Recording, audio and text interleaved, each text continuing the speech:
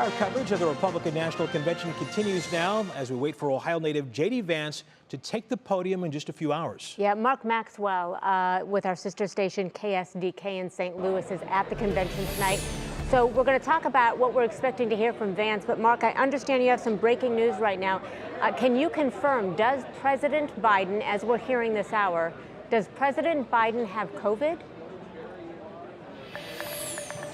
That's what we're hearing according to a press release from Unidos, a group that was supposed to hear from President Biden tonight. That event, that speech from President Biden, now postponed or canceled due to that positive COVID test. That's the only preliminary information we have about his health and well-being. Of course, his staying power already in the microscope from Democrats who wondered if politically he was the best candidate to take on Donald Trump, and now the Trump-Vance ticket. That Rust Belt Republican, the Ohio senator who's due on stage here tonight.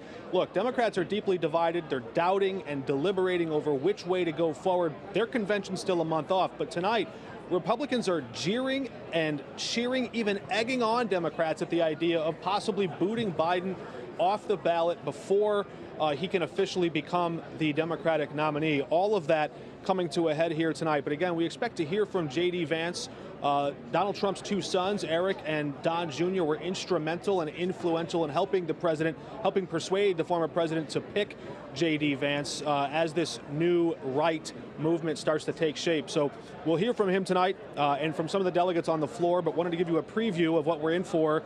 J.D. Vance expected to close out the convention as the last speech tonight around 9:30.